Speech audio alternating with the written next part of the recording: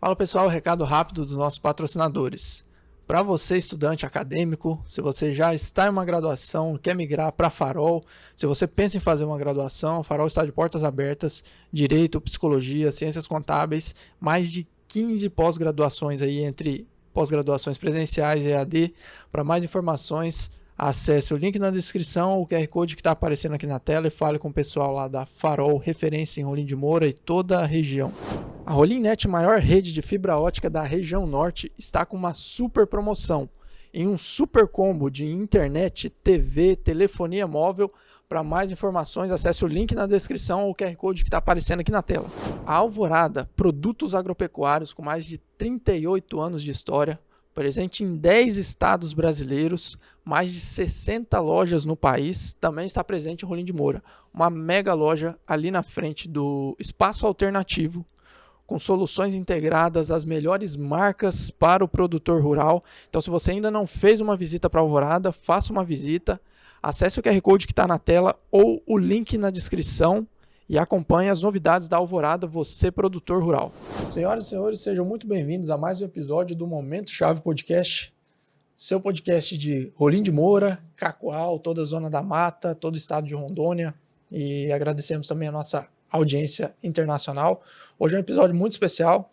Eu trago um empresário aqui. Estou num estúdio novo aqui, ainda Momento Chave Podcast, mas estamos na cidade de Cacoal, diretamente da cidade de Cacoal. Trago um empresário que com certeza o pessoal de Cacoal conhece, Rolim de Moura, né? Muitos de Rolim de Moura vêm até Cacoal aqui, com certeza já passaram pelo estabelecimento dele. E hoje a gente vai explorar um pouquinho, né, da visão dele, de negócios, um pouco da trajetória até chegar ao momento atual, né, e o que ele pensa sobre negócio, sobre a nossa região, sobre o nosso estado, né. Hoje eu trago aqui para vocês o Cleidivaldo Scaramuzza. A pronúncia é essa mesmo. Cleidivaldo, seja muito bem-vindo ao Momento Chave Podcast. Agradeço pela sua atenção e pelo aceite do convite aí. Antes de passar a bola para você se apresentar, eu já gosto de fazer uma perguntinha. Uhum. Quando nasceu o Cleidivaldo empresário? O Cleidivaldo já trabalhou no setor privado como empregado, e quando que nasceu esse Cleidivaldo empresário? Bacana. Muito boa noite. Obrigado pela oportunidade, né, de fazer parte aqui desse momento, do Momento Chave Podcast. Deu um pouquinho de trabalho, né, para a gente ajustar as agendas, né? E respondendo a sua pergunta, Bruno, o Cleidivaldo empresário nasceu, assim, que eu me lembro muito bem, eu tinha 6 anos de idade, né? Eu me recordo que o meu pai, né, adotivo, que meus pais faleceram, eu tinha 6 meses. Então, assim, eu fui criado pela minha irmã e pelo meu cunhado, que são as pessoas que eu considero como meus pais. E eu me recordo que de 6 para 7 anos ele perguntou para mim o que eu queria ser quando eu crescesse, né? Aí, muito simples, eu falei para ele que eu queria ser engenheiro, né? Aí ele falou assim, a gente veio da roça, né? Aí foi engenheiro, mas que legal, rapaz, construir prédio e tal. Eu falei, não, é engenheiro para moer cana. Quero ser vendedor de caldo de cana, engenheiro. Na minha cabeça era engenheiro, né? Eu não sabia nem o que era engenheiro naquela época. Então, meu sonho de moleque era ser vendedor de caldo de cana. Essa aí, infelizmente, eu não tive a oportunidade de vender caldo de cana. Tive a oportunidade de vender outras coisas, né? Verdura, picolé, sanduíche. Caramba. Mas caldo de cana não consegui vender, não. Então, o empresário nasceu quando eu tinha de 6 para 7 anos, eu já tinha sonho e meta de construir alguma coisa, né? De ter um comércio, um estabelecimento que pudesse empreender e atender, né, a sociedade. E nesse momento, você é daqui mesmo, Cleidivaldo? De onde você nasceu? Eu nasci aqui no estado de Rondônia mesmo, né? Na cidade de Ouro Preto do Oeste. Ouro Preto. É. E para Cacoal aqui você veio quando? Pois é, para Cacoal nós viemos em 91, né? 91. Meus pais vieram para cá nessa época e foi nesse ano de 1991 que eu tive a experiência de empreender na área de alimentos já, né? Vendendo pão com carne moída na cidade de Cacoal. Foi quando eu comecei na área da gastronomia, né? Mas antes eu já tinha tido a experiência de vender outras coisas, né? Isso na rua? Você vendia na rua? Na rua. Era vendedor de rua. E aí, quanto tempo você ficou nessa experiência de vender pão com carne moída? Em 91, eu fiquei acho que uns 2, 3 anos. Depois de 93 e 94, eu consegui um emprego numa videolocadora. Aí parei de empreender e fui trabalhar de empregado. Aí, depois de 97, eu tive a experiência de voltar para o mercado de trabalho numa empresa, que foi a Coca-Cola. E fiquei, ainda era fábrica aqui em Cacoal, né? E aí eu fiquei até 2009, pedi desligamento, depois eu voltei em 2012 e fiquei até 2023. Fiquei 23, 24 anos no sistema Coca-Cola. E lá nos anos 90, com o Edivaldo, você já tinha essa visão empreendedora? Realmente você queria, depois dos seus 6 anos ali, você visualizava uma empresa? Eu sempre, assim, eu sempre me vi tocando meu próprio negócio, né? Eu sempre acreditei e almejava ter um negócio, mas a gente veio de uma família muito simples e eu achava assim que não teria oportunidade. Quando, né, Deus abriu as portas para mim na Coca-Cola, eu fiz carreira na empresa, comecei no operacional, né? Na época eu comecei como ajudante de entrega aqui em Cacoal, quando era fábrica.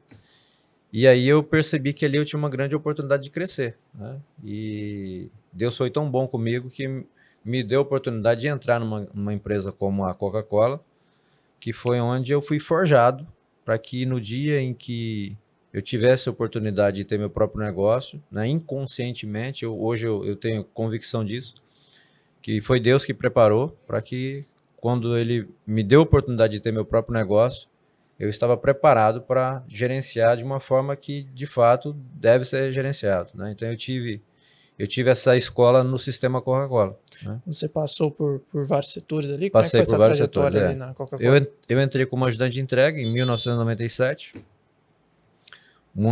Menos de 2 anos, 1 ano e meio, aproximadamente, eu fui promovido para a área de expedição, né, conferente de estoque. Mas meu sonho sempre foi ter oportunidade na área de vendas, né? Eu via aqueles vendedores chegando na fábrica com aquelas motinhas, com os baúzinhos. Aquilo para mim era assim algo fora do normal. Brilhava os olhos. Brilhava. Eu imaginava assim como se fosse um senador da República, né? Status de vendedor da Coca-Cola, fábrica em Cacoal. Sim. E aí eu sempre deixei isso muito claro para o meu chefe, para o gerente de vendas da época, que eu tinha vontade de ser vendedor. E já fiz, em paralelo, eu fui fazendo curso de vendas e dizendo para eles que eu queria ser vendedor, né? Nessas grandes empresas tem plano de carreira, né? E eles procuram priorizar as pessoas que já estão dentro da empresa e que têm potencial. E eu fui trabalhando isso, né? Porque eu sabia que tinha esse plano de carreira, eu fui trabalhando isso e fui desenvolvendo. E aí surgiu a oportunidade para ser vendedor. Me convidaram para participar do processo, passei e assumi uma rota e ali para mim eu tinha me realizado profissionalmente, né? Mas a Bíblia diz que Deus tem coisas muito maiores, né, do que a gente pode imaginar. Verdade. E aí surgiu uma oportunidade para ser supervisor de vendas em Ji-Paraná, né? Tinha uma unidade em Ji-Paraná. O meu gerente me chamou para participar do processo seletivo, que tinha que se candidatar e tal. E eu disse para ele, né, Freire, inclusive o nome dele, eu disse: Freire, eu vou fazer minha faculdade primeiro e tal, eu quero ir para uma supervisão, porque ele já era um cargo de liderança, né? Sim. Ele: rapaz, a oportunidade está vindo na sua mão, participa do processo, não significa que você vai, mas participa do processo. Eu disse: não, eu quero fazer a minha faculdade, eu comecei agora, eu vou terminar a faculdade primeiro e tal. E aí eu fui para a rota com um amigo, né, de rota, outro vendedor também, o Nilton, e ele ia participar do processo junto comigo. Ele falou: rapaz, por que você não participa? Aproveita para você já ter uma ideia de como que vai ser esse negócio e tal, vai ter uma dinâmica, vai ter umas provas. E eu fui, nessa época eu fazia uma rota em Cacoal e em Espigão. Aí quando eu voltei, cheguei no final da tarde na fábrica, fui na sala do meu gerente, e ele disse: rapaz, eu mudei de ideia, eu vou participar do processo. Aí ele ainda brincou, disse que não tinha mais jeito, tá, mas só num tom de brincadeira, e participei do processo. Mas participei só para uma questão de ter conhecimento. Tipo aquelas pessoas que fazem um concurso, só para medir, só para medir o conhecimento, e ver como é que estava. E aí, por ironia do destino, eu passei, mesmo sem me dedicar. E eu me recordo que na época eu pedi para o meu ex-chefe, né, do departamento, que eu tinha sido conferente de estoque, tinha ido para a área comercial e tinha uma ligação muito boa com o chefe de expedição. E a bancada era os gerentes e os supervisores, né? Que fazia a avaliação da apresentação da equipe. E eu ainda brinquei com ele, falei, cara, eu não quero ir para Ji-Paraná tem uma equipe difícil e tal, e eu queria que você desse uma aliviada lá na nota para, caso eu me sobressair, para você me dar uma nota mais baixa para que eu não seja escolhido. E mesmo pedindo uma ajuda negativa da parte dele, eu acabei sendo escolhido e fui para Ji-Paraná, assumi a supervisão. Isso que é? Isso em 2000, eu entrei em 97, 2000, 2001. Não, antes de 2000, 99 para 2000, porque a fábrica fechou em 2000. Uhum. E aí fui para Ji-Paraná, bem nesse processo de transição, a fábrica de Cacoal fechou. Fechou a fábrica. E aí cheguei em Ji-Paraná, conheci o meu mentor, que inclusive, assim, primeiramente a Deus, né, a minha trajetória, porque foi Deus que me deu a oportunidade de entrar nessa empresa e de capacitar e crescer na empresa. E segundo, esse mentor meu de Ji-Paraná, que é o Arilson, hoje está em Vilhena, é uma pessoa muito querida, amigo meu. Ele era gerente de Ji-Paraná e, na época, para você ser promovido na gerência para ir para uma fábrica ou assumir uma diretoria, você tinha que deixar um sucessor, você tinha que treinar uma pessoa. E eu me recordo que quando eu cheguei em Ji-Paraná, né, garoto novo, na época eu entrei com 18 anos na fábrica, 97 eu estava com 20 para 21 anos, cheio de energia. E aí a gente se deu muito bem e ele me disse, olha, eu vou desenvolver você porque eu tenho projeto para assumir uma fábrica, eu quero ser gerente geral de uma fábrica e um dos pontos que eu preciso desenvolver, além de preencher alguns pré-requisitos, né, como profissional, eu tenho que deixar uma pessoa preparada aqui. E você tem perfil para isso. Eu falei, pô, que legal. E continuei estudando e tal. E aí o Arilson foi convidado para assumir a fábrica de Rio Branco, como gerente geral. E sempre que tinha reunião em Porto Velho para apresentar o resultado da empresa de Ji-Paraná, ele me levava com ele para acompanhá-lo e já, de certa forma, pegando como que seria nessa parte gerencial. Eu me recordo que nessa ocasião foi uma surpresa para mim, porque quando nós chegamos nessa reunião em Porto Velho para apresentar o resultado da unidade de Ji-Paraná, o gerente geral na época, o seu Hélio, né? Na hora que terminou o primeiro intervalo da reunião na parte da manhã, ele finalizou e falou, a gente volta 2 horas da tarde, vamos para o almoço, e a pauta da parte da tarde nós vamos discutir alguns indicadores, falou lá, e vamos discutir a promoção do Cleidivaldo, que vai assumir a gerência de Ji-Paraná no lugar do Arilson, que vai para Rio Branco. Eu nem sabia disso, né?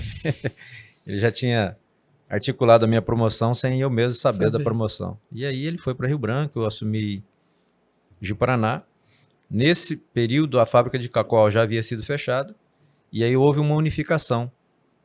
Cacoal assumiu Ji-Paraná e Vilhena, né, o centro de distribuição de Ji-Paraná Vilhena, e eu voltei para Cacoal como regional, né, para gerenciar Cacoal, Ji-Paraná e Vilhena.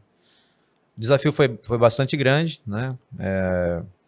Uma empresa como a Coca-Cola, eu ainda não tinha, nessa época eu não tinha terminado minha faculdade ainda, o que eu queria terminar para assumir um cargo de liderança, eu já estava assumindo o segundo cargo sem mesmo terminar, né?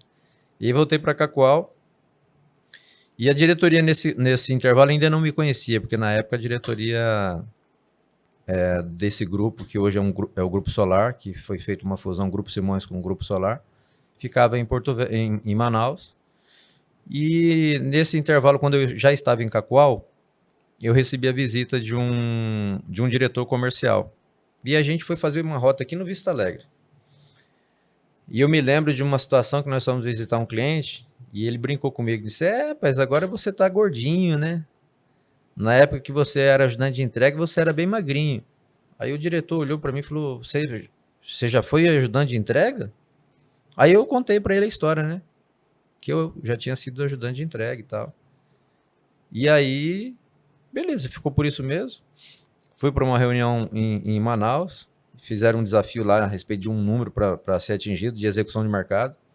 E eu me recordo assim que na apresentação da reunião trimestral, eles fizeram uma homenagem para mim, né, lá na reunião em Manaus, de ajudante de entrega a gerente de centro de distribuição.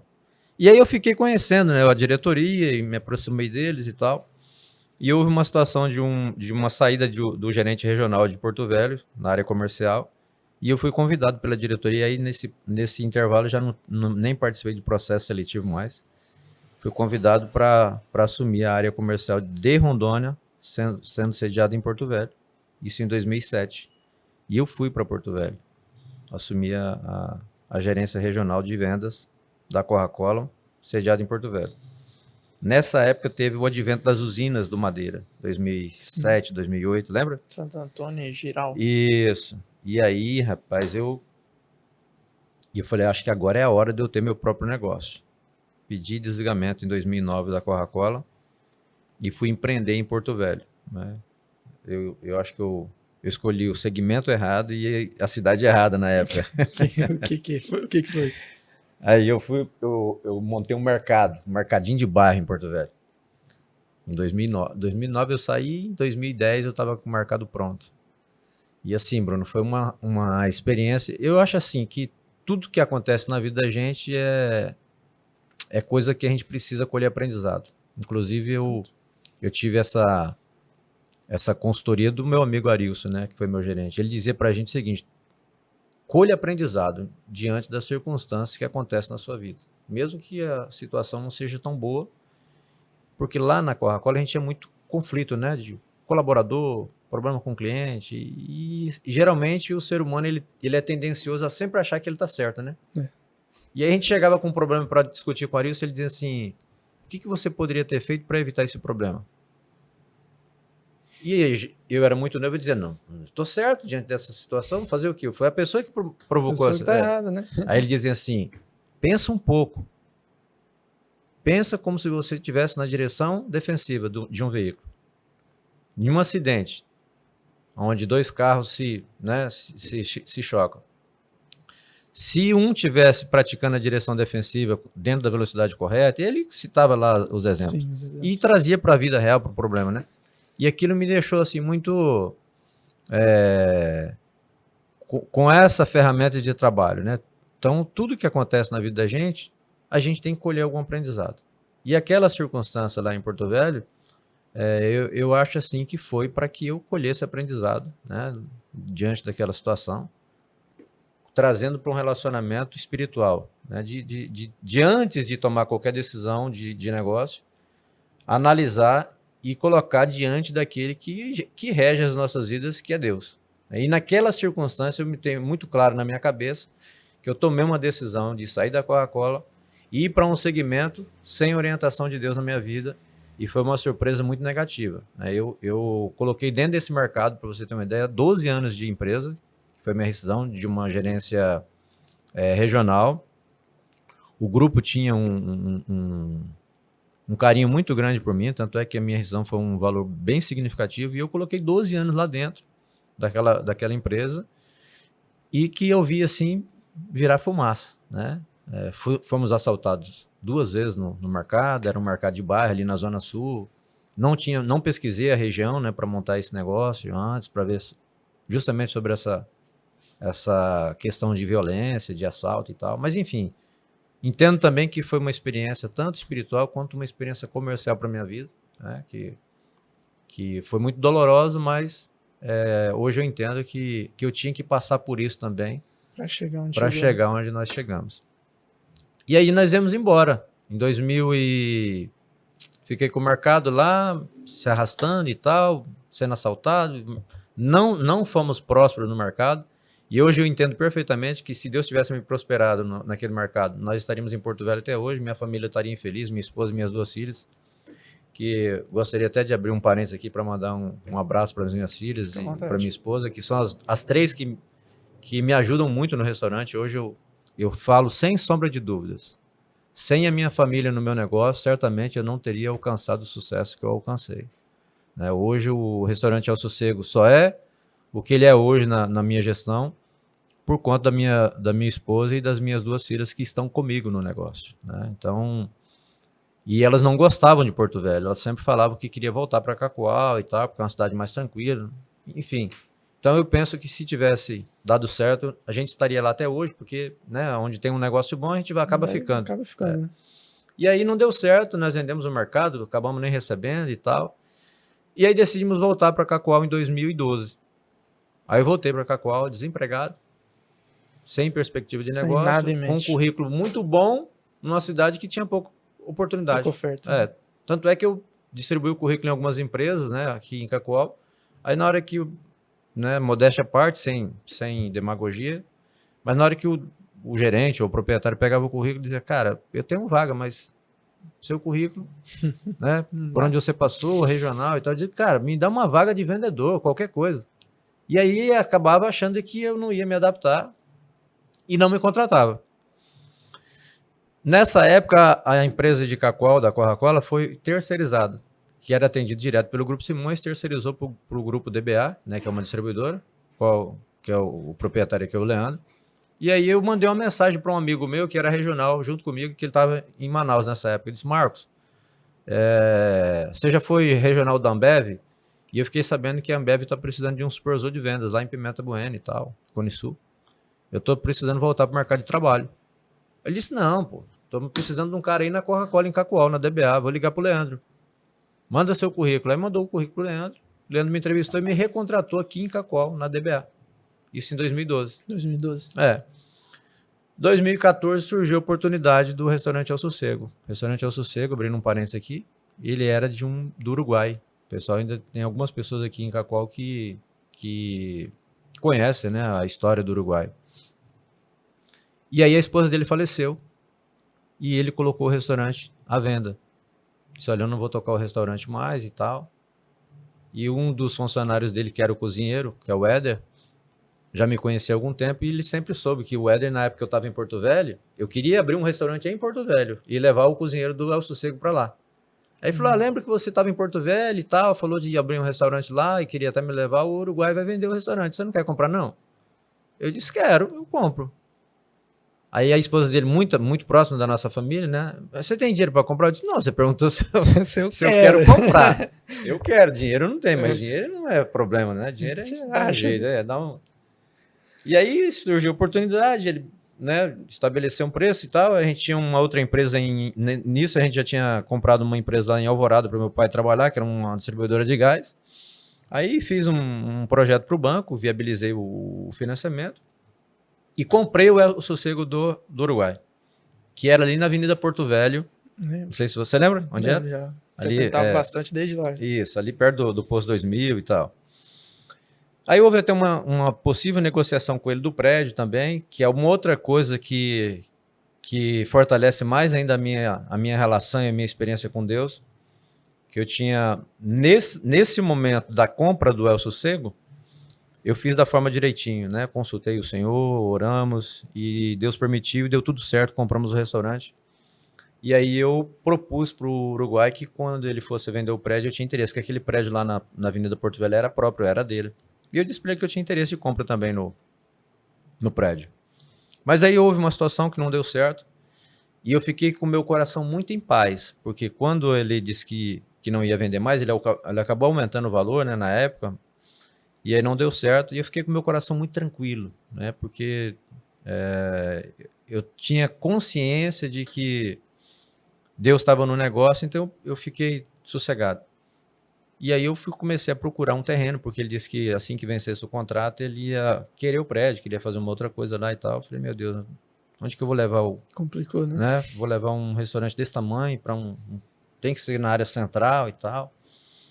Mas enfim, coloquei nas mãos do Senhor também e fiquei de boa. Apareceu lá um dia para almoçar o Assis da Cefrim e eu perguntei para ele, disse, rapaz, você não conhece, não sabe de algum terreno aqui próximo, que ele trabalha na área imobiliária, próximo aqui do centro, de uns 600 metros e tal, para vender, preciso construir uma sede própria. Ele falou, Cleidivaldo, aqui, cara, terreno na área central de Cacoal é mosca branca, não até usou essa palavra aqui, é difícil. Mas eu fiquei tranquilo, fiquei, claro, preocupado, mas não tirou minha paz. Um belo dia, não passou muito tempo, eu acredito que umas 3 semanas, ele me liga, perguntou, você tá onde? Eu falei, tô aqui na Coca-Cola.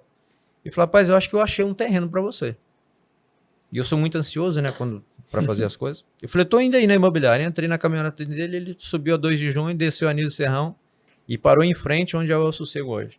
Era um terreno vazio, tinha 2 árvores na frente. Na hora que ele parou a caminhoneta, eu falei assim, eu não sei nem quanto que o cara quer nesse terreno, mas o terreno é meu. Sério, gostou do terreno? Eu falei, gostei demais. Na minha cabeça, porque lá na Avenida Porto Velho a gente já tinha um problema sério de estacionamento. Estacionamento. No finalzinho da nossa estadia ali na Porto Velho, eu até havia negociado com uma empresa terceirizada que tinha o direito de explorar aquele estacionamento que está ao lado do Itaú. Eu comprei os vouchers dele e o cliente que estacionava do El Sossego, eu pagava o estacionamento para ele. O meu cliente estacionava lá sem custo e eu pagava. Porque já não tinha mais estacionamento ali, já estava estrangulado. E aí na minha cabeça eu tinha que sair um pouco daquela área central, porque eu entendia que o perfil do meu cliente não tinha problema eu sair um pouco da área central. Porque Sim. é o cliente que tem um veículo e tal, ele, né? O que ia até ali na Avenida Porto Velho, ele podia ir um pouquinho mais para frente, né? Pegar uma travessa e tal. E aí eu falei, aqui é um lugar bom, que é uma travessa, tem bastante. Era uma rua tranquila, não tinha nada ali, não tinha aquele prédio ainda do Amares, era uma rua extremamente tranquila. E aí ele fez a proposta e tal.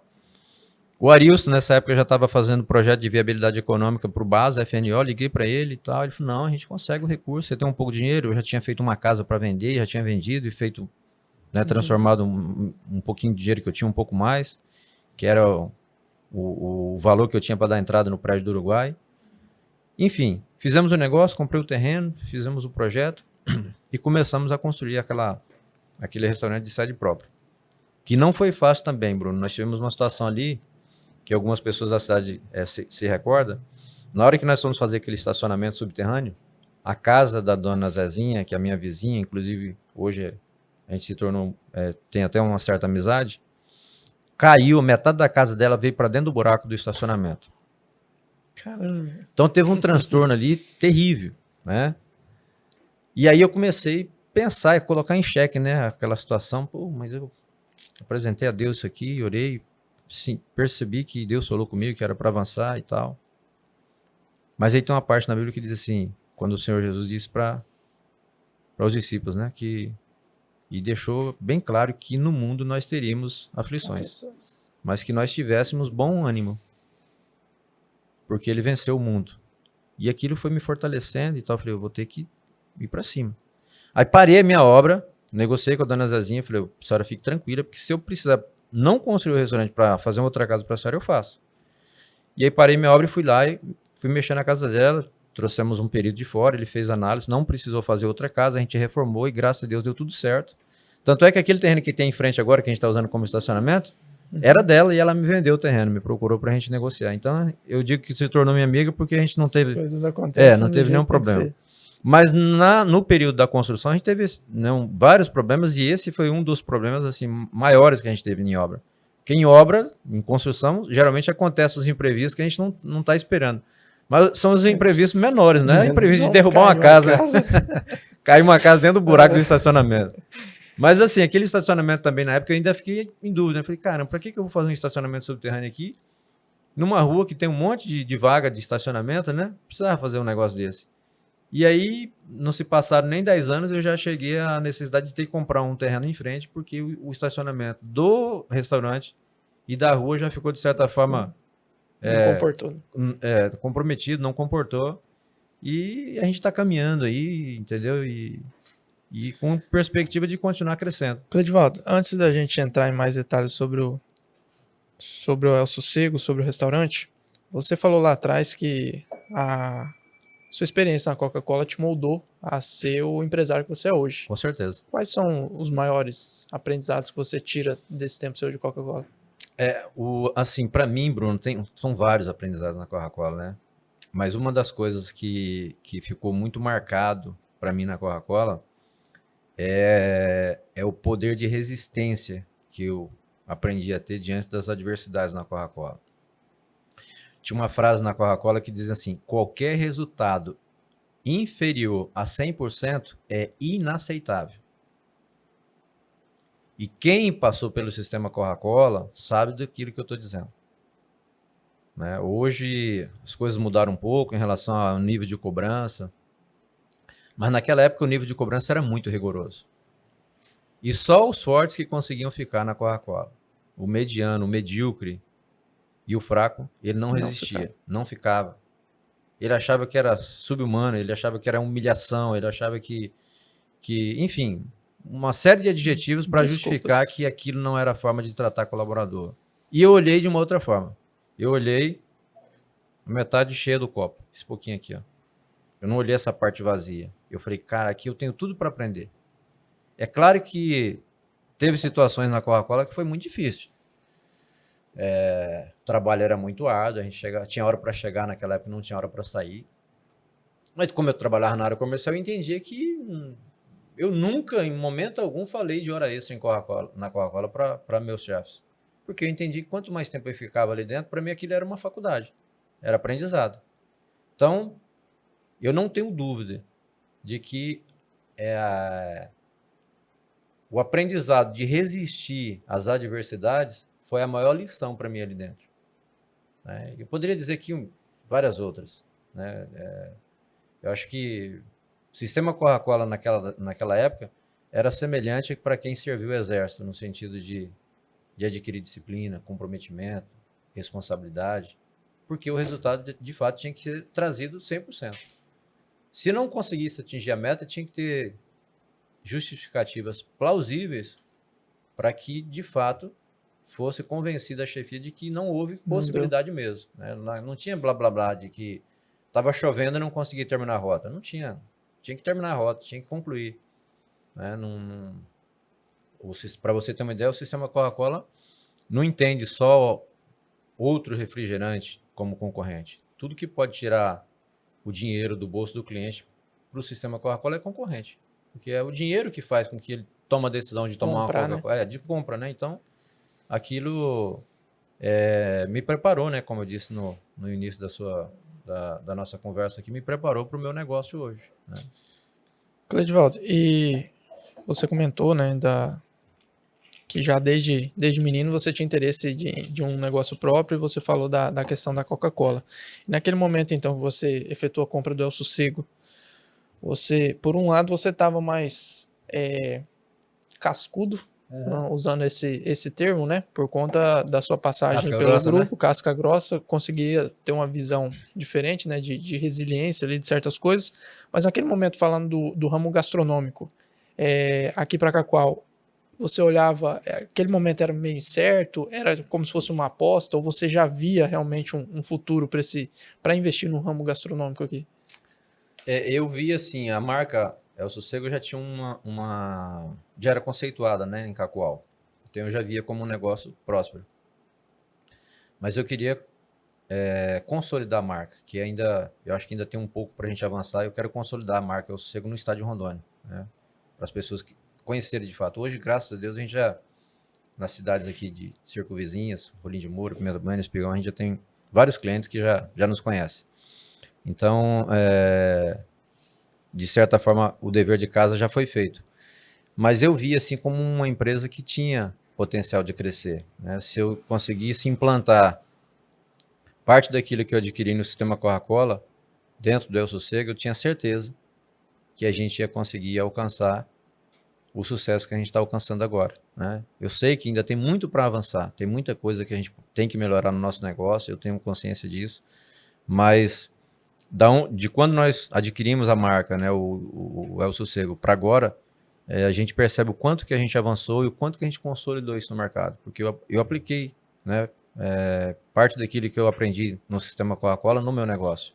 Claro que com doses homeopáticas, porque eu tenho consciência que eu não conseguiria trazer aquela política, porque as pessoas que estavam ali trabalhando comigo e que estão até hoje, elas não tinham estrutura emocional e psicológica para absorver aquilo que eu absorvi. Né? Então eu tive que ter muita habilidade, que eu ainda estava no sistema Coca-Cola. Eu trabalhei na Coca-Cola 12 anos tocando o restaurante. Depois que eu comprei o restaurante, eu ainda fiquei 12 anos na Coca-Cola.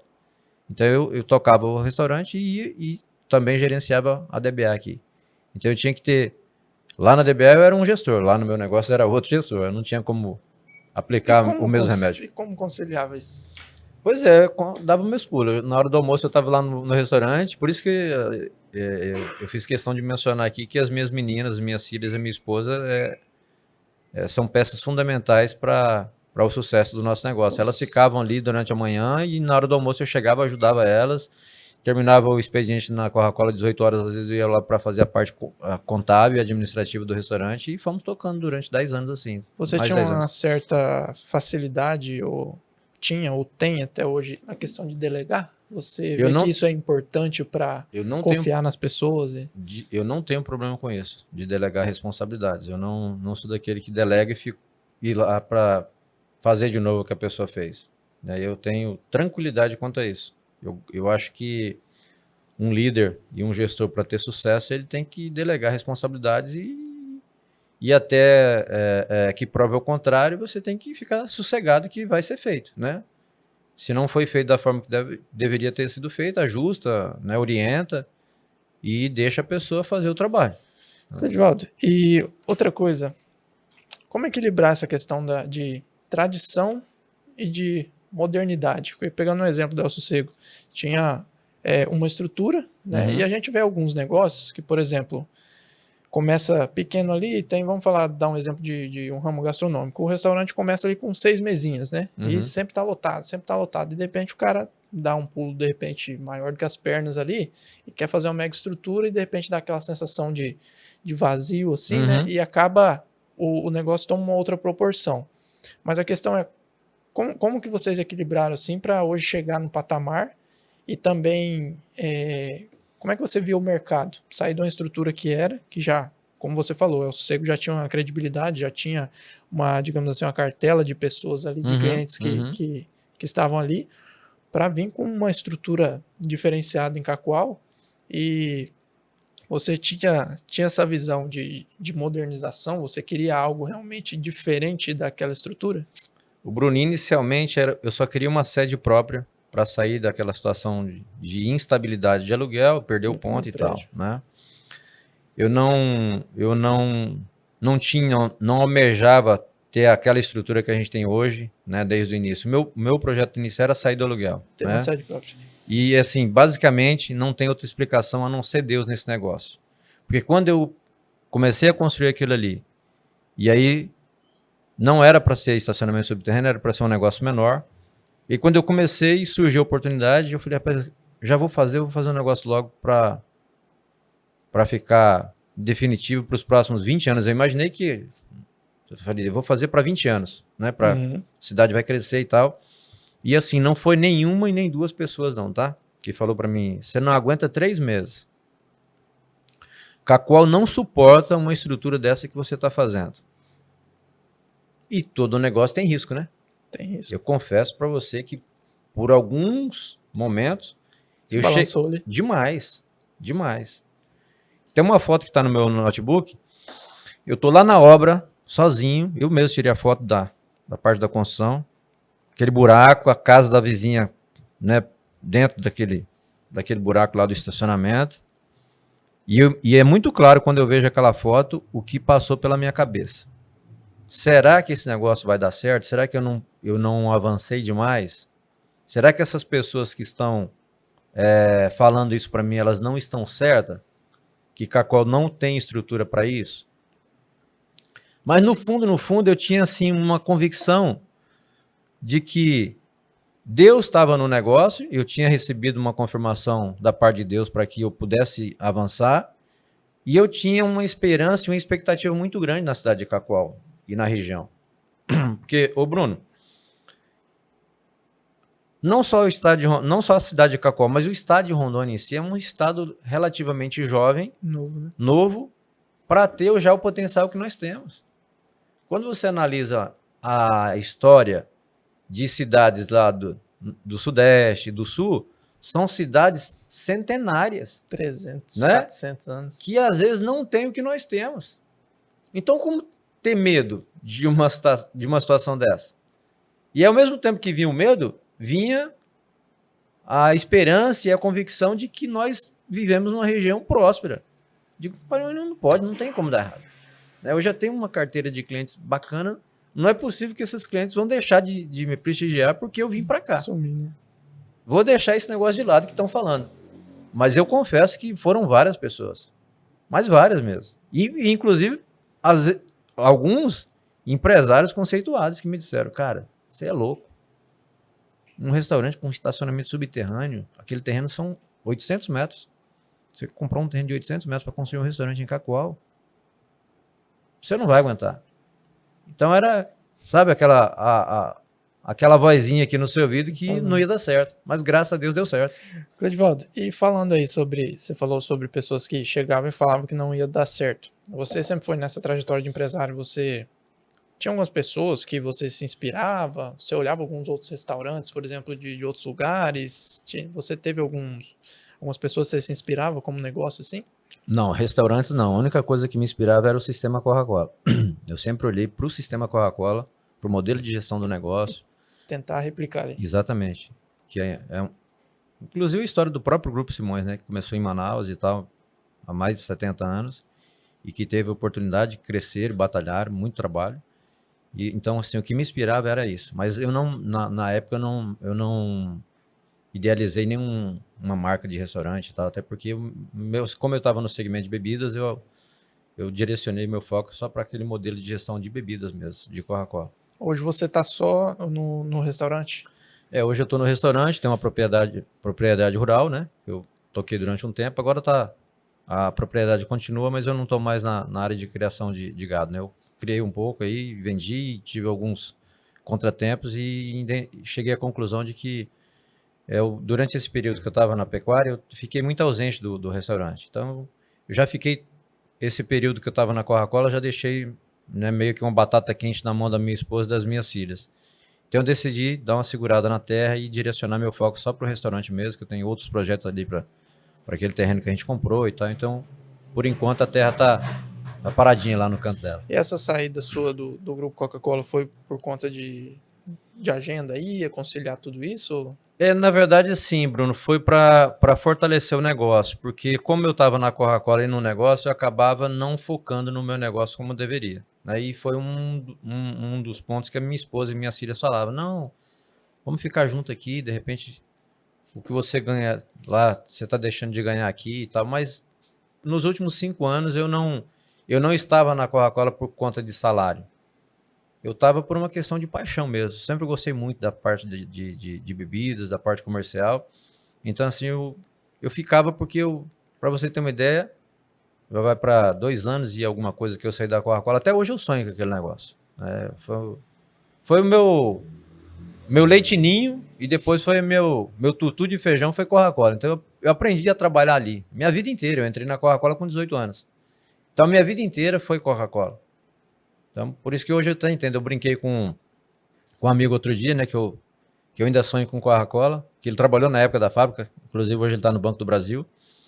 E ele falou, é mesmo, você ainda sonha? Eu sonho porque, assim, foi o meu primeiro emprego e único, né, de carteira assinada, de CLT, e eu saí de lá para o meu próprio negócio, então a experiência que eu tive foi ali. Então não tem como eu esquecer isso da noite pro dia. Então eu fiquei uns 5 anos ainda ali tocando os dois, por paixão pelo negócio mesmo, né? Edivaldo, antes de eu entrar na questão dos desafios de empreender, né, eu queria fazer a menção aos nossos patrocinadores. E eu tenho o prazer de anunciar mais parceiros aí, patrocinadores do Momento Chave Podcast, aqui nesse episódio, hoje no episódio de Cacoal. Está conosco a partir desse episódio a Geagro também, representante da Budney lá em Rolim de Moura, né, na esquina ali da Urupá, com a 25 de agosto, né, referência aí em maquinários, a pronta entrega, principalmente nessa parte do café, agradecer ao Giacomo lá pela atenção que deu e está parceiro e patrocinador do Momento Chave Podcast a partir de agora. Também conosco a Solo Mais, referência lá de Vilhena, referência em análises agronômicas, referência no estado de Rondônia, né, um laboratório de análise de solo aí, referência no estado de Rondônia para você produtor, né, o pessoal da Solo Mais lá de Vilhena, que também tem um ponto de coleta em Ariquemes, e também a Solo Fértil lá de Rolim de Moura, consultoria agrícola e pecuária. Essas 3 empresas aí, referências aí, agradecer a Solo Mais na pessoa da Ana Paula, a Solo Fértil na pessoa da Luara e também do Anderson Bergamin, né, doutor Anderson Bergamin, foi personagem da soja aí, né, do ano passado, 2024, referência lá na nossa cidade, e além dos nossos demais parceiros aí também já do Momento Chave Podcast, desde antes mesmo do primeiro episódio, a Farol, Faculdade Rolim de Moura, Alvorada Produtos Agropecuários, a Rolim Net Fibra, Farmácia Popular Bom Jesus, Rolim Notícias, a Master Copiadora, a Lindágua Água Mineral, ao Flávio, fotógrafo lá de Rolim de Moura, e com a gente aqui em Cacoal também o pessoal da Digital Eventos. Agradecer a todos vocês aí que fazem parte desse projeto, que, não canso de dizer, está só no começo, né? É o nosso 21º episódio, tem muita coisa para acontecer ainda no Momento Chave, muitas novidades para os próximos episódios, para os próximos meses. Então, seguindo aqui, Cledivaldo, o que você analisa desde dos principais desafios, desde lá do começo do El Sossego até hoje, traçando um parâmetro, está cada vez mais difícil empreender? Como é que era naquele tempo, principalmente falando, de repente, do seu ramo? Quais as principais dificuldades de empreender? Pode-se dizer aqui na região de Cacoal ou a nível de Rondônia, se você quiser falar também a nível de Brasil. Eu penso assim, Bruno, penso não, né? Baseado nos indicadores e naquilo que a gente tem vivido, o momento agora está muito mais desafiador do que era no passado, né? E quando eu digo no passado, não é nem quando eu comecei, não. Quem trabalhou na área da gastronomia há 20, 30 anos atrás, teve a oportunidade de ter margens, né, muito mais rentáveis e melhores do que a que nós temos hoje. E levando em consideração esses últimos 2, 3 anos, né, tivemos já o problema com a pandemia. A pandemia ela já deixou muita gente pelo caminho, tanto, né, o agravante da doença propriamente dito, né, de muitas mortes, quanto as mortes dos CNPJs. Muitas empresas, infelizmente, não conseguiram superar, né, o momento de pandemia, porque o que mantém uma empresa viva é venda, né? Se não vender, não sobrevive. E principalmente o ramo da gastronomia, hotelaria também sofreu muito. Teve alguns segmentos que cresceram na pandemia, né? Materiais de construção, supermercados, veio saúde aí, farmácia. Farmácia e tal. Teve vários segmentos que cresceram. Mas o segmento da gastronomia, de restaurantes, bares, lanchonetes, hotéis, eventos, ninguém podia sair de casa, não saía e tal. Mas nós, graças a Deus, nós conseguimos superar com muita dificuldade, porque a gente tinha uma estrutura parecia até que a gente estava prevendo isso, porque a gente tinha uma estrutura para uma emergência que a gente achava que nunca fosse acontecer, e aconteceu, que foi a pandemia. Então a gente já teve esse problema da pandemia, saímos da pandemia. Nesses últimos 2 anos tivemos um problema, e estamos passando por ela com margens muito apertadas, com um valor muito alto de matéria-prima. Eu não consigo repassar isso para minha alimentação, para a balança, né, que nós trabalhamos com quilo. Se eu repassar o aumento médio que nós tivemos nesses últimos 2 anos, eu fiz outro dia lá uma simulação, nós teríamos que estar vendendo a nossa comida a R$140 o quilo. Então você imagina, se você fosse lá almoçar com a sua família, brincando, você ia pagar lá R$400, R$600 de comida no almoço lá em uma família de 4 pessoas. Fica apertado, né? Então eu não consigo repassar isso. Eu repassei, mas o aumento médio que nós tivemos foi de 35% a 40% nos últimos 2 anos. Eu repassei 7%. Então veja, né, esse gap de margem que eu deixei de colocar na minha rentabilidade.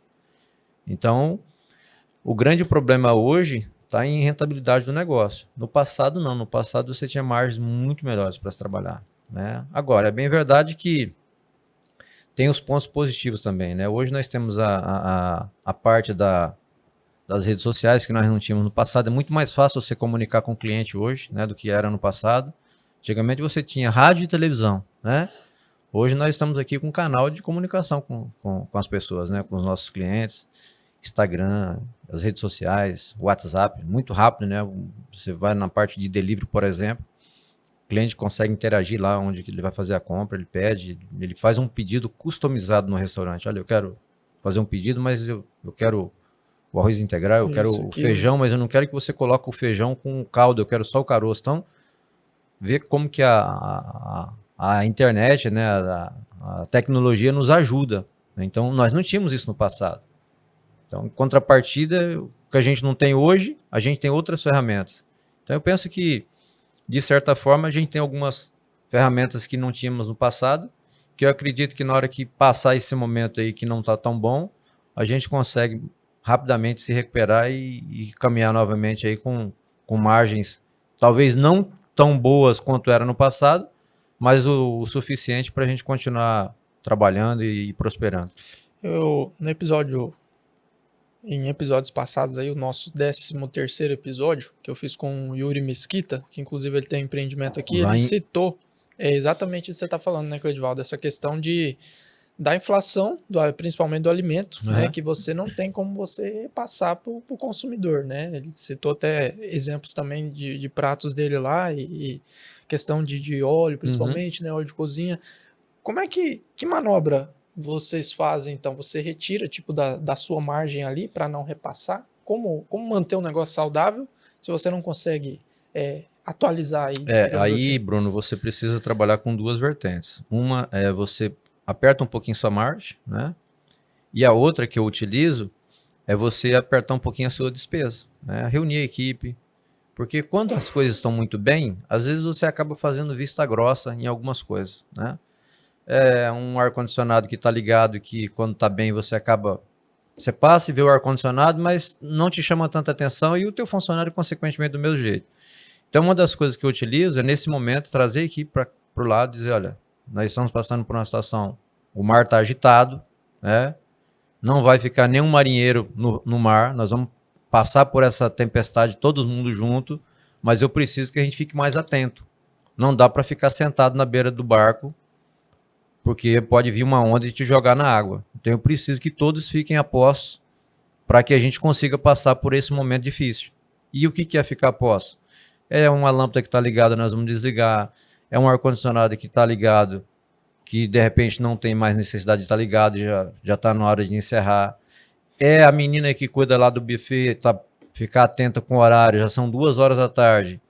É ficar moderando para não pegar uma reposição de um prato que não vai sair, né? Porque uma coisa é você chegar lá para almoçar 1 hora da tarde, meio-dia, e outra coisa é você chegar lá para almoçar 2h30. Talvez eu não vou ter toda a quantidade de itens que eu teria meio-dia, mas vou ter o necessário para vocês almoçar e ficar feliz, né? De repente, um final de semana que eu coloco um salmão, por exemplo, que custa R$ 180 o quilo, um domingo. Eu não vou colocar uma cuba de salmão 2h30 da tarde, né? Porque vai 2h30 da tarde até 2h45, que é o horário que a gente fecha, quantas pessoas vão vir?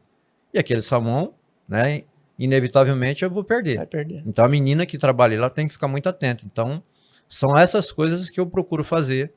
A gente tira um pouquinho da margem, aperta um pouquinho na despesa, aperta um pouquinho o fornecedor também. Olha, eu preciso você dar uma melhorada para mim e vamos caminhando para ver se a gente passa por esse momento, né? Essa não é a primeira, nós já passamos por outras crises. E eu também acredito que não vai ser a última, né? Porque o mercado tem muito isso. Cíclico, né? É um ciclo, é igual o mercado da pecuária. As pessoas reclamam, apesar da minha pouca experiência na pecuária, mas a gente sempre ouviu falar que tem momentos em que o gado, a arroba está alta, depois está baixa e sempre existiu esse ciclo, né? A gente escuta no passado até aquelas pessoas que deixavam de criar gado e ia para o café, porque o gado estava embaixo.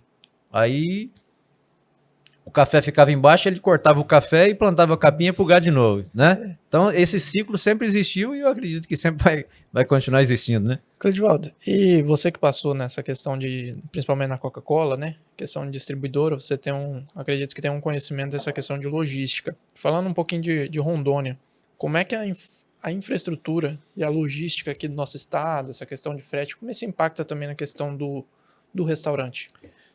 A matéria-prima que a gente utiliza hoje no nosso negócio são matérias-primas basicamente aqui da região, né? A gente tem poucos fornecedores de fora. Eu compro de uma empresa de Cuiabá, compro de outras empresas de São Paulo.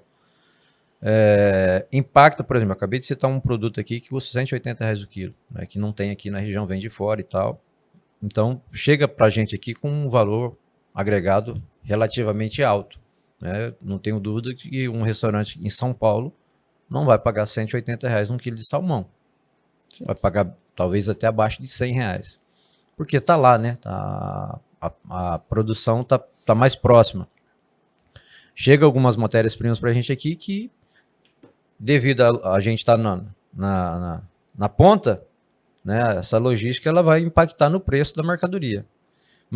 Porém, mesmo assim, eu penso que, mesmo a gente pagando um valor maior, nós temos um potencial de crescimento muito grande. Eu citei agora há pouco que Rondônia e Cacoal, uma cidade, né, são regiões novas, né, eu acho que nós somos adolescentes, né, mesmo pagando um valor maior em termos de matéria-prima, nós temos poucos problemas comparado com esses grandes centros, né? Eu acho que os prós que nós temos são muito mais do que os contras. Eu acho que essas adversidades que nós temos aqui de BR, de logística, ainda quando a gente coloca na balança, eu acho que a parte de oportunidade que nós temos aqui na região é muito maior do que os problemas, né? Então, impacta, mas a gente consegue, de certa forma, ir ajustando para que isso não comprometa os nossos negócios. Você acha, Cleidivaldo, que tem apoio suficiente para quem deseja empreender aqui, seja em Cacoal, em Rondônia, seja de repente apoio do Estado ou networking das pessoas? Você acredita que há apoio suficiente para empreender em Rondônia? Ou que tipo de mudança você acha que facilitaria para melhorar o empreendedor? Porque hoje, por todos os lados que a gente vê, parece que é uma certa dificuldade ali, né, para sugar ao máximo o empreendedor, seja carga tributária, né, seja legislação. E que tipo de mudança você acha que facilitaria? Ô Bruno, eu costumo dizer que, na verdade, essa frase não é minha, né, uma frase, se eu não me engano, acho que até do Luciano Davan, que diz que quando o poder público não pode ajudar, se ele não atrapalhar, ele já está ajudando, né? Então, assim, as instituições de classe, eu acho que seriam bases, né, para dar esse apoio para os novos investidores que estão chegando.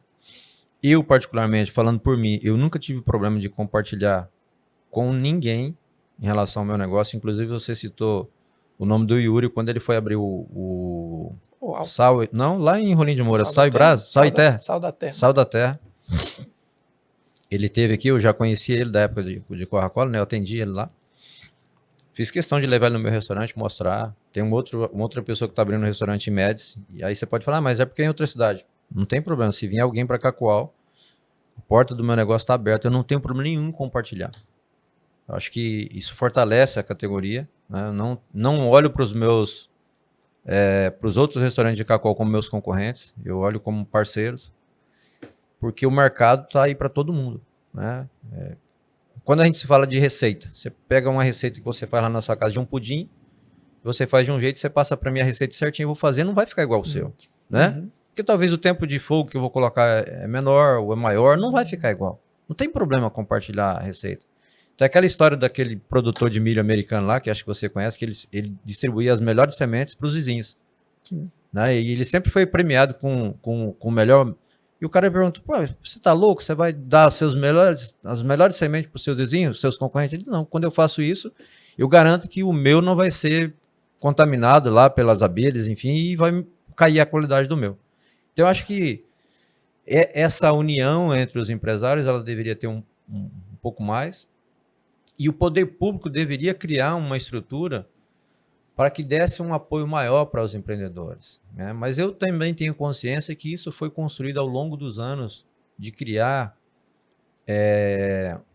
não diria uma inimizade, mas ter o empreendedor, ter o empresário, ter a pessoa que financeiramente está bem como um inimigo da sociedade. Isso foi construído no nosso país, né? Quando eu estava lá como empregado, as pessoas pintavam o patrão como um monstro, né? E o empresário da mesma forma, né? Que consequentemente é o patrão. E a sociedade acaba vendo isso. E parece que o governo também tem essa visão. O governo, quando eu digo o sistema, né? Sim. Não estou citando o governo A nem B. Sim. O sistema tem a visão de que os empresários são sonegadores. Tanto é que quando você explora, quando você vê em algumas situações, não são todos, não é regra, mas tem fiscalizações que chegam no estabelecimento que olha para o empresário como se ele fosse um infrator. Já está errado, né? E deveria tratar ele de uma forma diferente, até porque quem está pagando o salário daquela turma são os empresários, né? Porque imagina que se não existisse nenhuma empresa, só existisse funcionário, eles iam trabalhar para quem? Não ia fiscalizar. Não tinha colaborador, não tinha fiscalização, não tinha nada. Então, a roda ela gera em torno dos empreendedores, dos empresários, no Brasil e no mundo afora. Se o sistema começasse a olhar para os empresários de uma forma diferente, eu tenho certeza que a nossa região, as cidades, os estados seriam muito mais prósperos do que são. Teria muito mais oportunidade de crescimento. Mas, infelizmente, tem alguns setores, algumas partes dessa parte governamental que olham o empresariado, o empreendedor, como se fosse que trabalhasse às margens da lei, que, de certa forma, fosse exploradores. E não é assim. Só quem está no CNPJ sabe o quanto é difícil, porque o empreendedor ele não tem hora, ele não tem férias, ele não tem 13º, ele é o primeiro a sair, ele é o primeiro a chegar e o último a sair da empresa, né? Então, quem tem experiência de empreender sabe o quanto é difícil, né? Então, acho que o governo deveria começar a olhar de uma forma diferente para essa turma aí. Cleidivaldo, e como é que você enxerga esse mercado gastronômico? Como é que você vê essa evolução do setor gastronômico? Seja a nível de Brasil, aqui, você acha que ainda tem, se de repente essa questão da inflação dos alimentos aí ajudasse um pouco, tem muito a crescer ainda? Você acha que o pessoal está despertando para, de repente, uma alimentação mais saudável, para fazer mais refeições fora também? Como é que você enxerga essa evolução do setor? Você citou uma parte da alimentação mais saudável que, principalmente depois da pandemia, houve assim, uma migração muito grande, né, daquelas pessoas que praticavam um tipo de atividade física, tinha um cardápio mais saudável ali 1 ou 2 vezes na semana, e no final de semana às vezes ele dava uma extravasada e tal. Agora você percebe que mudou um pouco esse conceito. Tanto é que se você for lá no El Sossego, agora você foi ultimamente, você viu que eu até aumentei uma ilha lá de salada. Nós tínhamos uma, colocamos mais uma, porque a tendência dessas pessoas que estão mais preocupadas com a saúde, ela aumentou. Eu penso que foi em detrimento da pandemia. E em relação ao mercado, tem muita oportunidade ainda na área da gastronomia, né? Lá para fora tem algumas regiões que até fazem o turismo gastronômico, porque a gastronomia é algo que dá prazer, né? A alimentação te dá prazer. Então você vai fazer uma viagem, às vezes você já faz a relação ali de onde que você vai almoçar, eu quero conhecer o restaurante tal, né? Eu quero, gastronomia, né? É gastronomia. Então tem muita oportunidade e com o advento da pandemia, como eu disse, cresceu também essa parte da comida em casa, né? Que já existia o Disque Pizza, mas o delivery ele intensificou, veio, né? Ele demais, né? Teve empresas aí que nasceram, inclusive, em detrimento do delivery. Da pandemia. E da pandemia, né? E que fortaleceu na pandemia.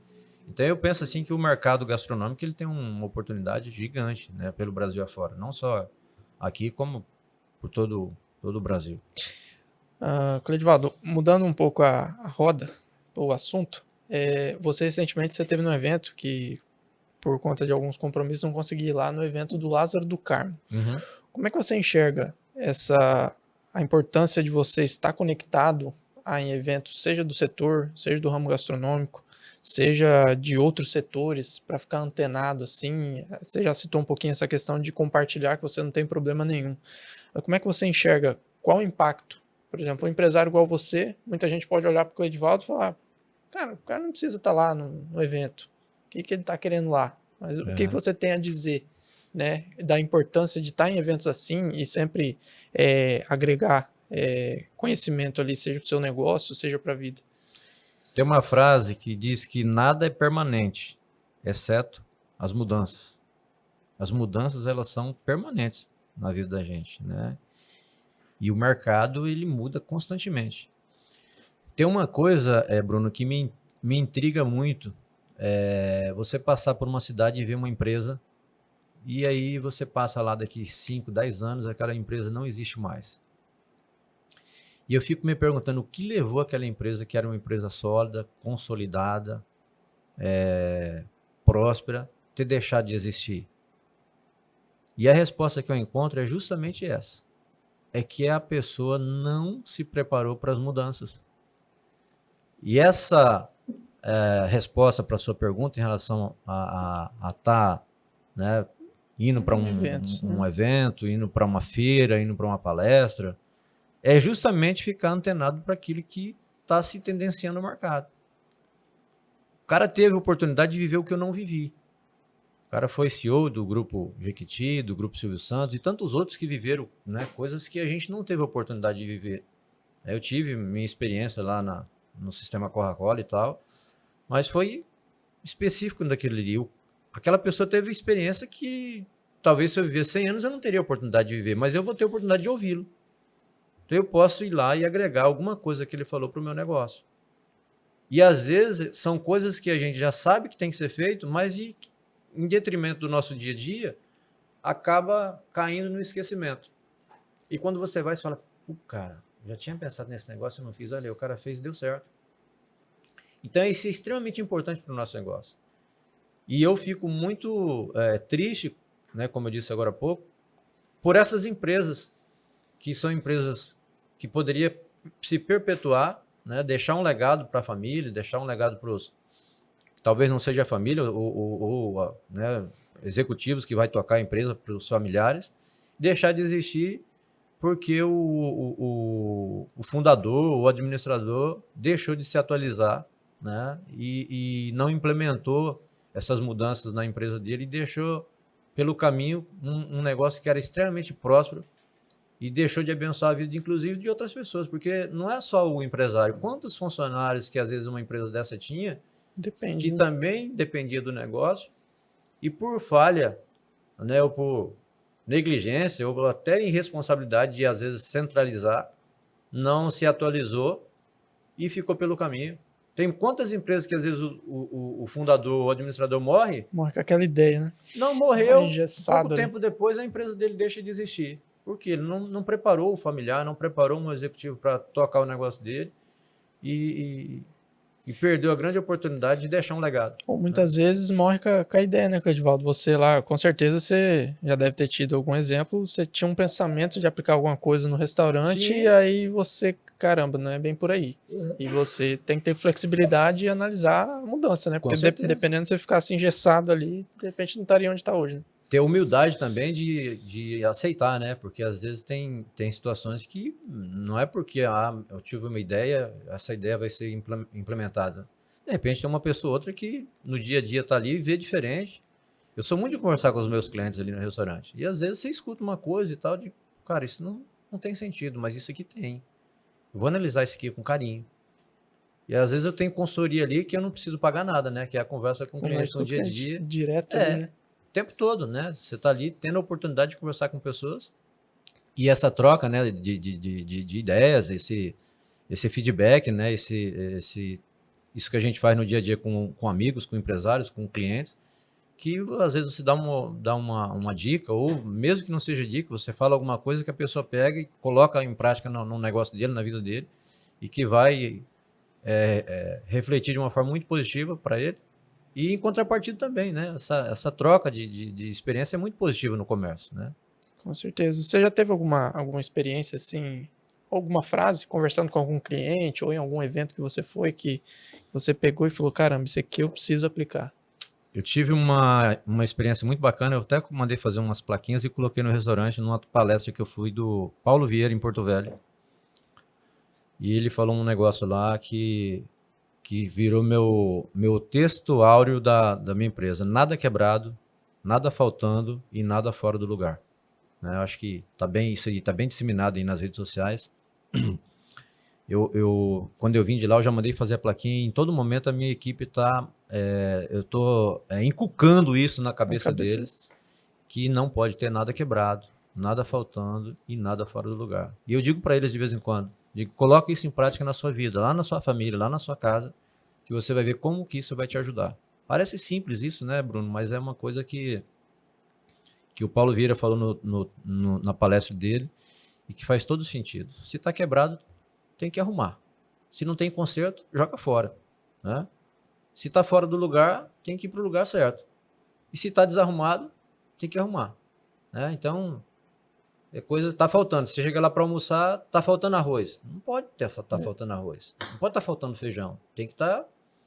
Você vai lá, como que vai ter? Então tem algumas coisas assim que são inaceitáveis. Tem que ter. Não pode estar faltando. Né? Você vai chegar lá, vai estar faltando de repente, no final do dia, tá faltando picanha. Tudo bem, é um domingo, tem que ter picanha lá. Compreensível, né? É compreensível, mas tá no finalzinho do dia, tá faltando ela assada, mas se você esperar um pouquinho, a gente coloca lá e vai te atender.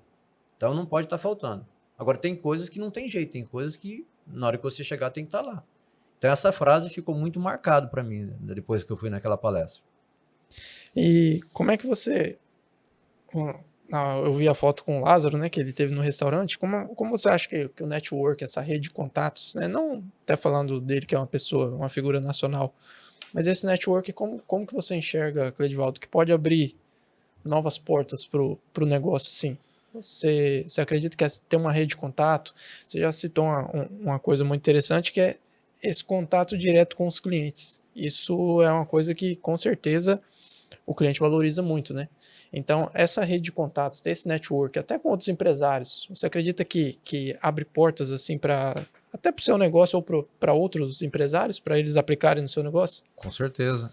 Inclusive, eu tive essa oportunidade, né, de ter o Lázaro almoçando com a gente lá, em detrimento da amizade que eu construí com o Wagner, da Prime House, da Prime House lá de Paraná, né? Ele já era meu cliente, eu não o conhecia. E aí, quando ele trouxe o Lázaro, ele se apresentou, a gente fez inclusive eu fiz uma divulgação do evento dele no restaurante, e aí a gente teve uma proximidade.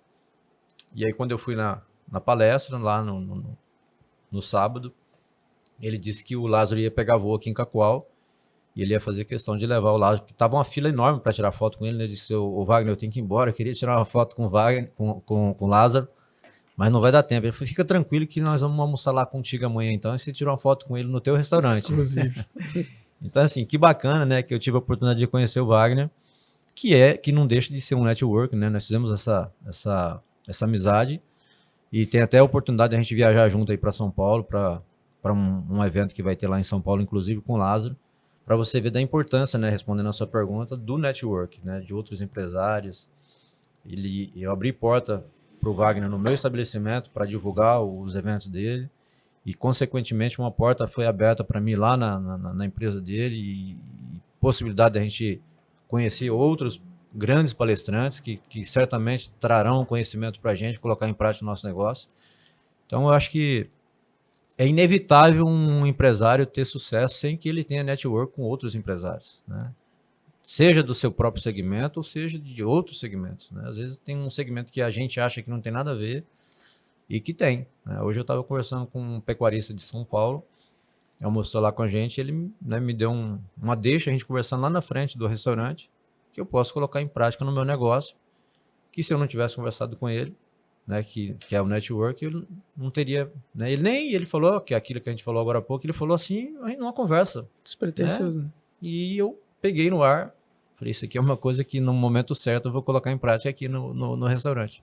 Então, network é a base de um empresário hoje para ele ter sucesso. Eu acho que quem não tem essa base de network, dificilmente ele vai ter o sucesso igual aquele empresário que tem isso.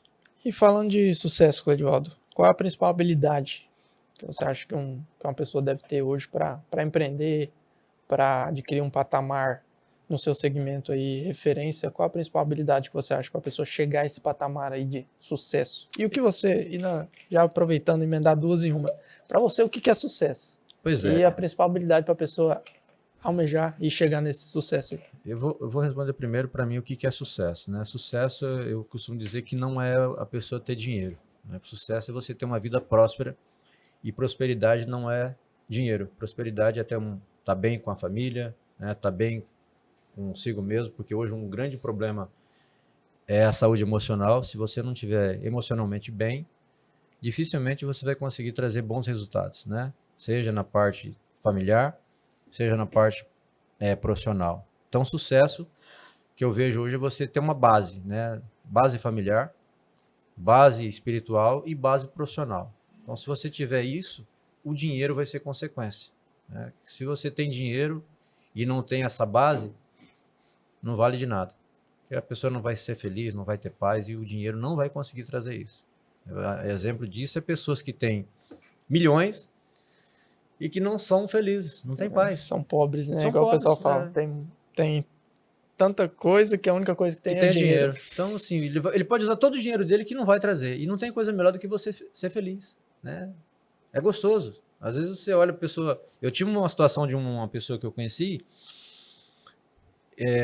uma condição financeira extremamente, assim, comprometedora, mas transmitia uma felicidade, uma paz. Ele trabalhou, inclusive, com a gente lá no restaurante, ele ficava ali na portaria e transmitia para os nossos clientes um astral que era incomparável. E pessoas também que eu conheci que têm muito dinheiro e que não chegava nem perto dessa postura que esse colaborador tinha. Então, para mim, sucesso é esses 3 pilares, né? Tá bem com a família, tá bem com Deus e tá bem no negócio dele. Acho que isso aí é sucesso.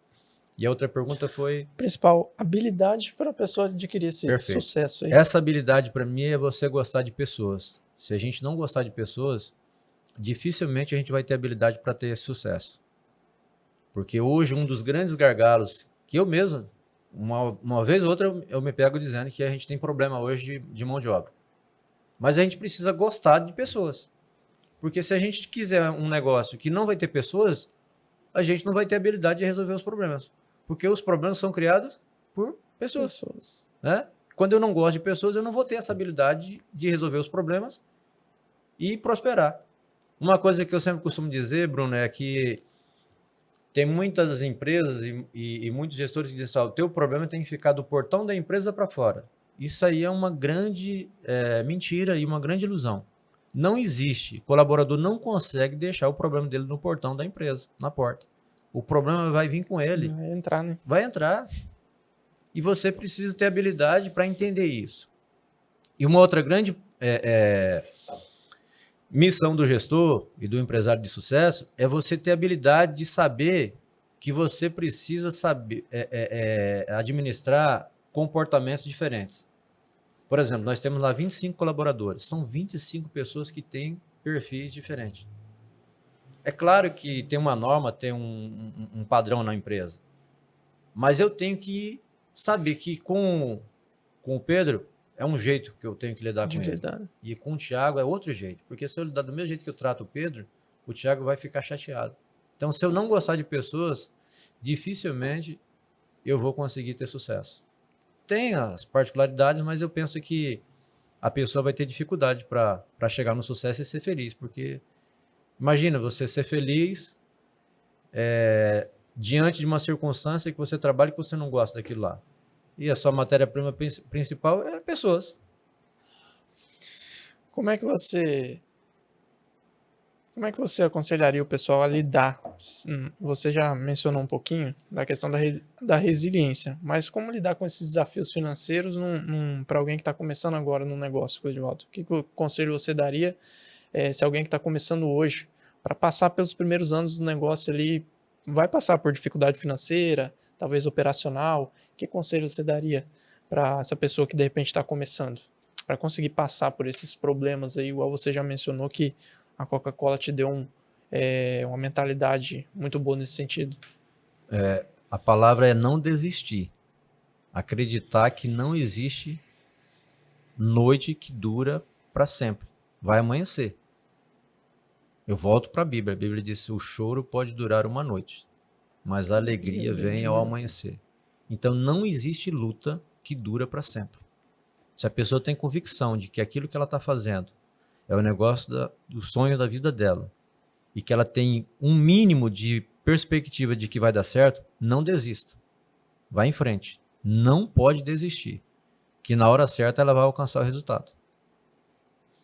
Você comentou, Cleidivaldo, desse interesse, agora falando um pouquinho sobre o futuro da marca, desse interesse em você expandir, seja a marca. Você tem interesse em expandir também o restaurante para outras cidades de Rondônia, que virar referência no estado? Ou quais os planos hoje, sim, do El Sossego? Inicialmente, os planos é consolidar a marca, né? Eu quero fazer para Rondônia o que a Havan é para o Brasil. Quero fazer com que as pessoas do estado de Rondônia, o meu desejo ele é bem moderado. Eu quero fazer com que a marca El Sossego seja para Rondônia, assim como a Havan é no Brasil. Onde você vai pelo Brasil, fala em Havan, as pessoas conhecem. O meu projeto inicial é fazer com que a minha marca fique consolidada no estado de Rondônia. né? Aqui nessa região a gente já tem uma certa consolidação da marca. Cacoal, Pimenta, Espigão, Rolim de Moura, né? Sua cidade. Mas eu pretendo fazer isso em todo o estado de Rondônia. E aí depois que eu tiver com isso consolidado, com a minha empresa estruturada, com política bem definida, processos bem definidos, aí eu expandi. Né? Eu tenho interesse de Paraná, Porto Velho. Então, isso a médio e longo prazo. Mas a curto prazo é consolidar a minha marca, inicialmente. Depois a gente avança para abrir outras unidades. O que te motiva, Cleidivaldo, a continuar inovando, empreendendo? Que eu acredito que você já deve ter passado por momentos de dificuldade. Você disse que aquele momento, talvez na Coca-Cola, nessa sua última passagem, você estava com empreendimento com restaurante, estava com emprego na Coca-Cola, estava com a questão da fazenda, e teve algum momento que você deu uma olhada assim e falou, caramba, eu poderia ficar só aqui, só ali. O que te motiva a continuar nesse ramo assim de empreendedorismo? Veja bem, Bruno, se a gente for olhar só para nós, né, para dentro, a gente chega à conclusão que não precisa de muita coisa para a gente viver. Né? O meu negócio hoje, graças a Deus, está indo bem.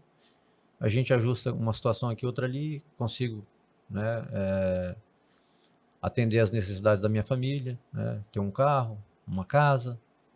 E se a gente for olhar só para isso aí, a gente não empreende mais. Fala, não, isso aqui tá bom para me viver, eu consigo viver tranquilo, né? Mas eu acho que a gente tem a oportunidade de abençoar a vida de outras pessoas. Porque se eu continuo avançando com outros negócios que virão, quantas outras pessoas podem ser abençoadas através da minha vida? Eu constituo uma outra empresa, é mais 10, 15, 20 colaboradores que eu vou empregar. Daqui a pouco, consolido aquela empresa e abro mais uma. Você imagina, respondendo a sua pergunta, se um cara igual o Luciano Davan pensasse que ele não precisa abrir mais lojas? Quantas lojas esse cara abriu a partir do momento que ele já estava estabilizado? Quantas milhares de pessoas foram abençoadas através da vida desse cara porque ele continuou avançando? Isso faz com que a nossa região prospere, nosso estado prospere, o nosso país prospere, graças a esses empresários que tiveram a visão de continuar empreendendo. Eu sou prova disso. Se o seu Antônio Simões, que é o fundador do Grupo Simões, tivesse se conformado em fazer a fábrica só em Manaus e não tivesse tido a ousadia de vir abrir uma fábrica aqui em Cacoal da Coca-Cola, eu não teria sido alcançado. Eu nem conhecia o seu Antônio Simões, que é o fundador do Grupo Simões. E fui abençoado através da garra, da determinação que esse homem teve de vir aqui para o interior de Rondônia abrir uma fábrica.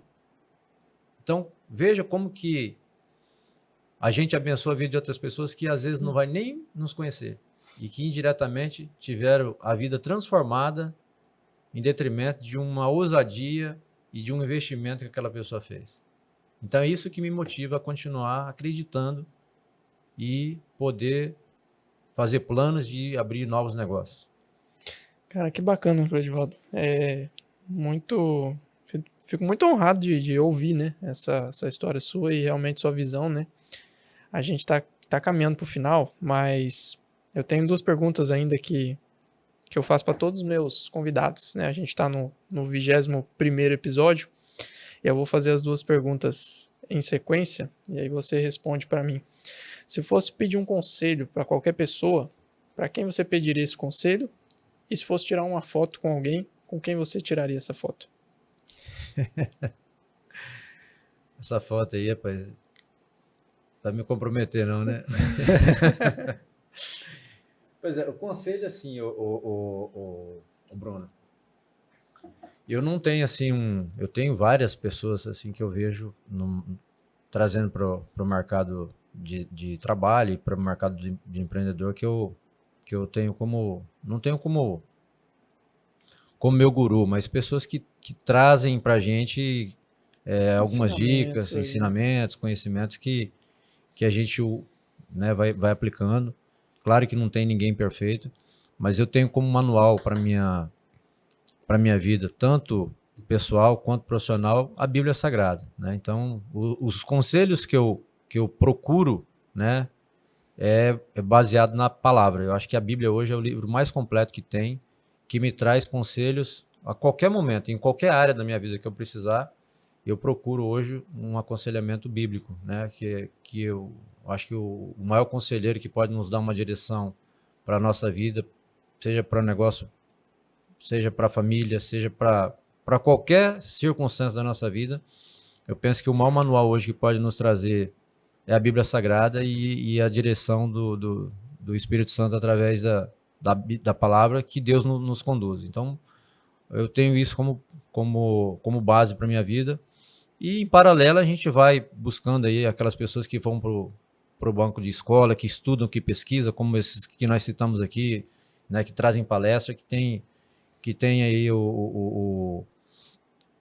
trazido para a gente coisas que, quando a gente coloca em prática, ajuda muito o nosso negócio e ajuda até na vida pessoal mesmo, né? Então, para mim, o conselho está na palavra, né? E uma foto que eu gostaria de tirar e que eu acho que não sei, né, se eu teria essa oportunidade, é com o Bolsonaro. Eu acho que é uma pessoa que trouxe para o Brasil o sentimento de patriotismo que a gente não tinha. Quando eu era moleque, eu assistia aqueles filmes e eu via a bandeira dos Estados Unidos, na grande maioria dos filmes no passado, né, a gente via muito isso. Agora, Desenho, né, desenho, a bandeira dos Estados Unidos e tal. E inconscientemente eu tinha isso comigo. E esse cara trouxe para a gente, né, para a grande maioria dos brasileiros que de fato ama a nossa pátria, esse sentimento de patriotismo, de amar a nossa nação, de amar o lugar em que a gente vive. Eu não tenho interesse nenhum de sair da minha cidade, de sair do meu estado, do meu país, porque foi aqui que eu nasci, foi aqui que Deus permitiu que eu nascesse, foi nessa família que Deus permitiu que eu nascesse. Eu quero ficar aqui, eu quero construir a minha história, né, a página, o meu livro aqui nessa região. E esse cara trouxe para o Brasil, de uma forma assim, muito aflorada, esse sentimento, né? E aquilo que ele cita, se você for analisar, e eu não quero entrar no cunho político aqui, mas quando ele fala Deus, pátria e família, é a base, né? Deus está acima de todas as coisas. Em segundo, a nossa pátria. Não dá para acreditar que tem pessoas que estão no Brasil que não amam a nossa pátria. É meio que, sabe, é meio que inadmissível, inaceitável. E a família que é a base, né? Quando a gente está com algum problema, para onde que a gente corre? A família, né? O cara pode fazer um monte de anarquia por aí, um monte de coisa errada. Mas quando o sapato aperta, é os pais, é a família, são os irmãos. Então, é base, né?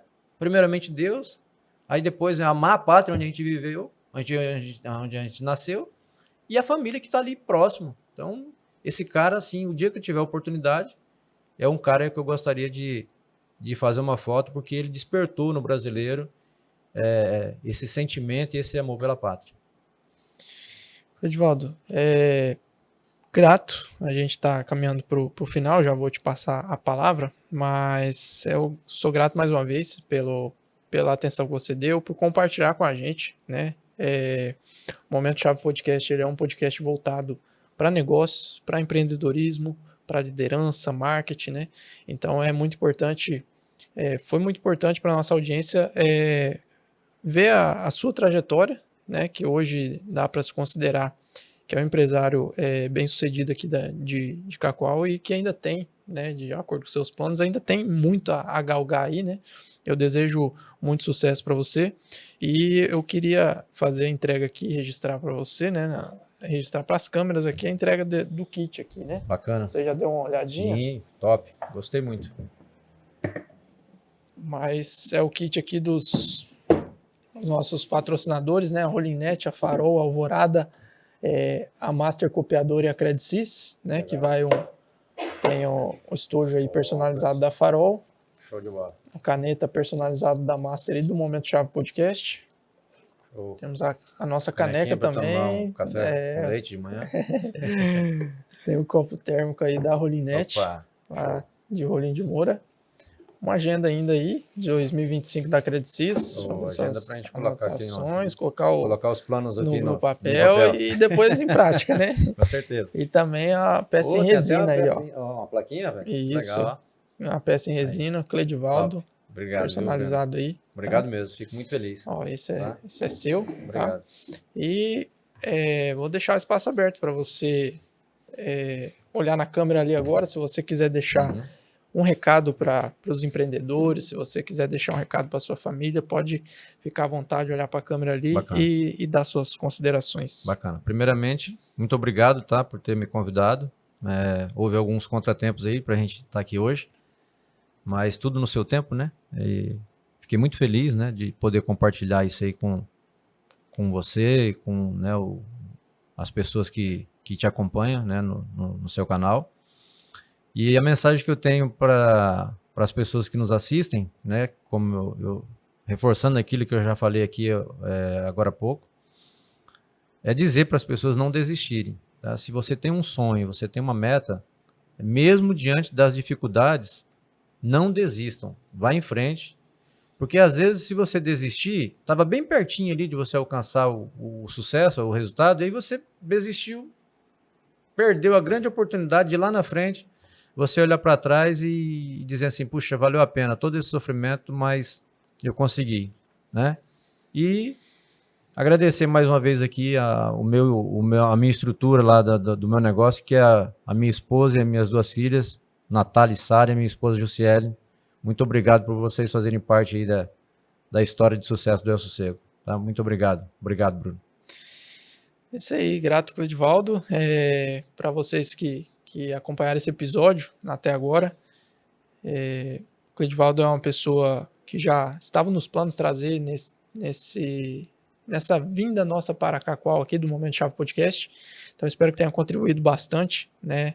Fiquei muito feliz de conhecê-lo pessoalmente, de conhecer um pouco da trajetória, da mentalidade, né? Eu acredito que faz as pessoas chegarem ao patamar que chegam é a questão da mentalidade, conhecer um pouquinho do Cleidivaldo, dessa história, de chegar onde ele chegou e pelas dificuldades que passou, mesmo assim ter resiliência e a importância que ele dá para as coisas, né? Família, para Deus principalmente, né? Então é interessante a gente dar visibilidade, né? O Momento Chave Podcast tem essa intenção de dar visibilidade para essas pessoas, seja pessoas mais renomadas, seja pessoas que fazem sucesso em outras áreas, outros segmentos, não só no empreendedorismo também, né? E queria, ao final desse episódio, ainda agradecer, fazer a menção às nossas empresas patrocinadoras aí do Momento Chave Podcast, a Farol, Faculdade de Rolim de Moura, Alvorada Produtos Agropecuários, a Rolinete Fibra, a Farmácia Popular Bom Jesus, a Rolim Notícias, a Master Copiadora, né, que fornece aí pra gente esse kit exclusivo aí que o Cleidivaldo vai levar, a Lindágua Água Mineral, nossa fábrica aí de genuinamente rondoniense, ao Flávio, fotógrafo lá de Rolim de Moura, e o pessoal da Digital Eventos, né, ao Eliseu e a Betânia aí também aqui de Cacoal, e a Credcis, né, Sudoeste, e também, a partir desse episódio, como já mencionado, né, a Geagro, representante da Budney lá em Rolim de Moura, a Solo Mais, laboratório lá de Vilhena, e a Solo Fértil, consultoria agrícola e pecuária. E para vocês que nos acompanham aí, fiquem atentos também, nós estamos no Spotify, em áudio e vídeo, Momento Chave Podcast, também no Instagram, Momento Chave Podcast, e fiquem atentos aí para o nosso próximo episódio.